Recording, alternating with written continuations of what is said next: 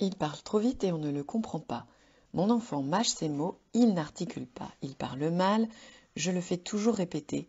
Et s'il bredouillait? Qu'est-ce que le bredouillement? Le bredouillement est un trouble du flux de parole, de la fluence, dans la langue maternelle de la personne.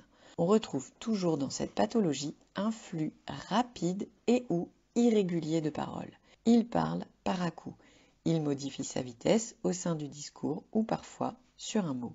On retrouve également des accidents de parole. Ils sont normaux, nous en faisons tous, mais des télescopages ou un rythme de parole anormal, ces signes sont plus surprenants. Il y a des accidents de parole qui réduisent la compréhension de l'interlocuteur. L'entourage doit redoubler d'attention pour comprendre l'enfant. Il s'agit d'interjections. En fait, des révisions. Je vais à la piscine. Des répétitions de mots et des pauses qui paraissent étranges dans la phrase.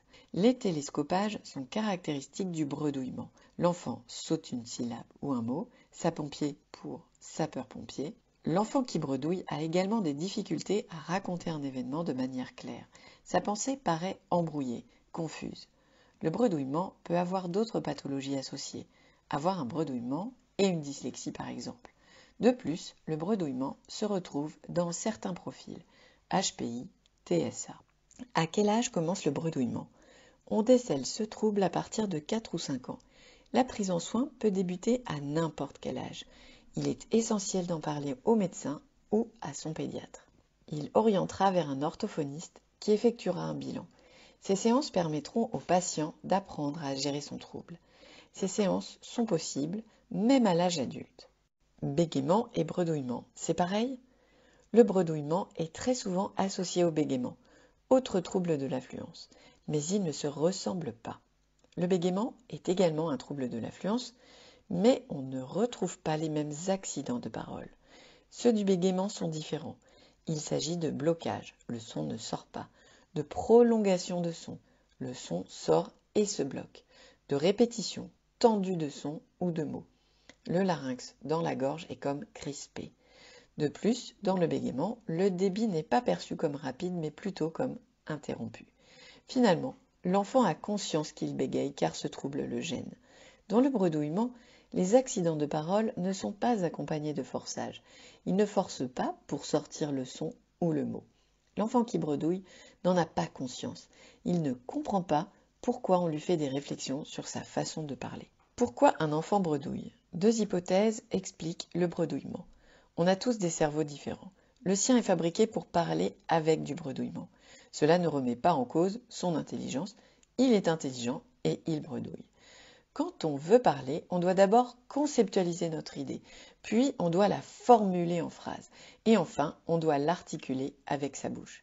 Si une de ces étapes est atteinte, on bredouille. Est-ce qu'il pourra vivre normalement? Est-ce que cela se guérit?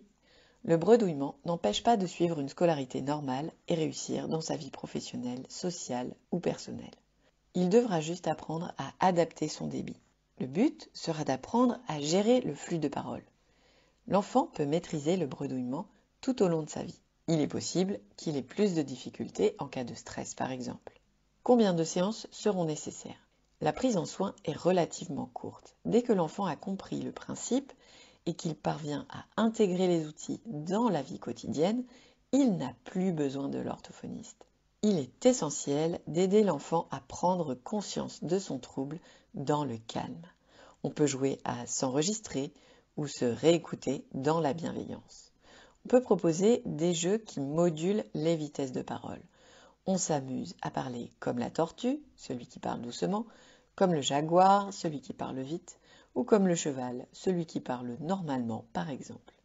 On s'enregistre, on se réécoute, on exagère les vitesses. L'important est de rester dans la communication. Il ne faut pas éviter les conversations.